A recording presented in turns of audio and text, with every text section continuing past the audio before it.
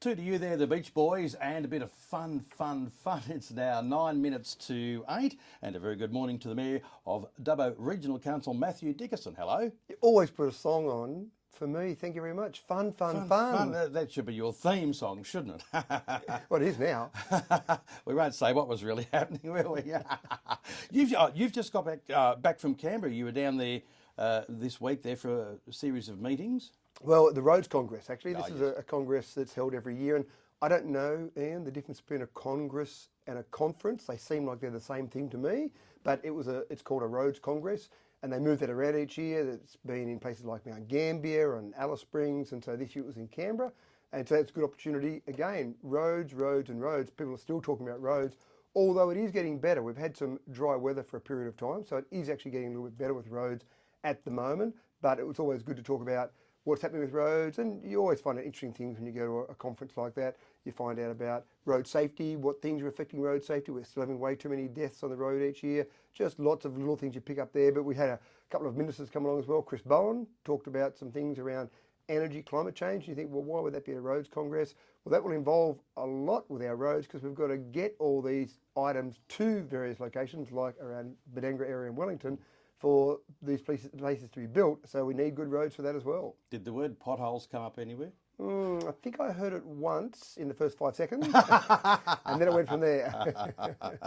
Now, also, too, speaking of meetings, today, a very important meeting in Dubbo. Well, the Alliance of Western Councils. Now, this is the old OROC. So we used to have OROC, and this is going back Arana Region of Councils, so going back to when Dubbo City Council existed. For some reason, the government of the day said we shouldn't have rocks. There were rocks around the state, so regions of council. So I used to have Centrock, which was around the Orange area, for example. We had OROC out here. So they disbanded those. They tried to run with joint organisations. Ours didn't really work out here. And so one of the things that I did when I came back in as mayor is I talked to the various mayors around this region and said, we can't have OROC anymore. Can we have something that's basically the same, but call it something different? So we've basically got the same membership that we had with OROC. It's now called the Alliance of Western Councils. So we meet on a quarterly basis, and we're meeting today in Dubbo. And we often have ministers come along. So Minister Jenny Aitchison is coming along today, and she'll talk to us about roads for something a bit different, and basically talk about some of the strategies that their government's got in place. With a budget coming up, that'll be a very important discussion around there. Certainly. I mentioned it on this day, actually, yesterday. Yesterday was the anniversary of Dubbo Regional Council being called that, from what it was interimly. I think it was 2016. 2016, so, well, yeah. 12th of May 2016 was the amalgamation date. Yeah, but... And then that was called, at the time, Western Plains Regional That's right. Council. Well, and many people said, well, that wasn't a great name. And I didn't actually realise yesterday was the anniversary of the renaming. There you go. There you go. And that happened in 2016 or 2017? It would have been 2016 before the election. I think it was 16. Yeah. I haven't got that script with me now. Yeah. It was in the bin. Now, also too, very important, Dubbo Day is... it marks the anniversary of Dubbo's gazettal as a village on the 23rd of November 1849. And of course, there are Dubbo Day Award nominations now open. Yeah, absolutely. And I really love Dubbo Day. It's a really uplifting day. It started back in our sesquicentenary celebrations in 1999. They put an award together and said, let's just say thank you to all the people in Dubbo who are doing some wonderful work. And they had 20 awards, I think it was, in that year. And that was it. It was meant to be a one-off. And it seemed like such a great idea. A couple of years later, it was revived. And now every year on the 23rd of November, we have the Dubbo Day Awards. So it's a process where you can nominate someone. These aren't necessarily the people that are going to win Australia Day Awards. These are people, and there are lots of them out there in our community, just doing good things, minding their own business, helping other people out, contributing to their local club, just making a difference in Dubbo. And I meet these sort of people every single day of the week. None of them are expecting an award. None of them are expecting to be patted on the back. They're just doing their thing. So it's nice to actually pat them on the back. So those nominations are open right now. Obviously, the ceremony will be on the 23rd of November this year, but we want to get the nominations in as soon as possible because it's great to actually go through those, look at those, pick the winners. And when I say pick the winners, most people that put them in, as long as we're under that limit of 20, most people will get an award. So it's not like we've got to go and pick the one out of all of those. Most people that put them in qualify for a Dubbo Day Award because people don't nominate someone that isn't already doing some great work.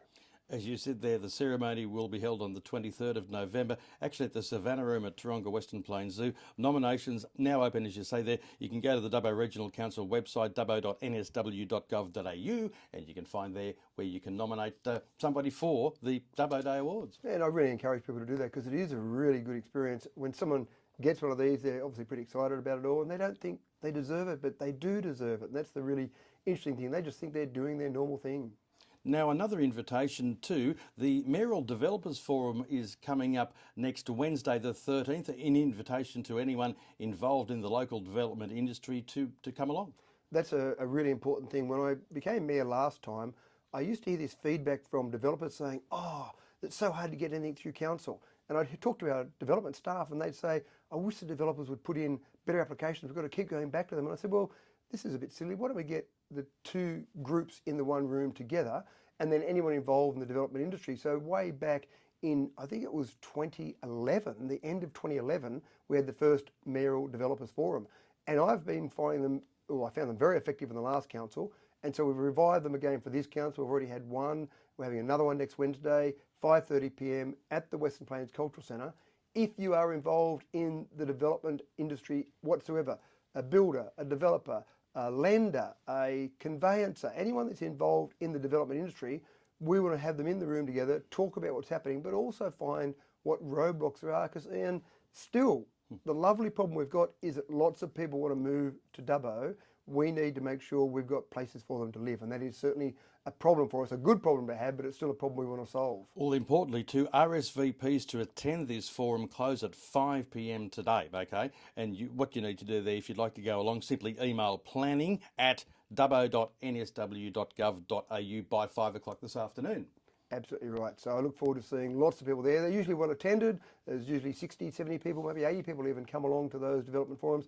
A good snapshot on what's happening in development across Dubbo as well. You love Dubbo, don't you? I do. That goes without saying. Mayor Matthew Dickinson of Dubbo Regional Council, thank you very much for your time this morning. Thanks, Ian.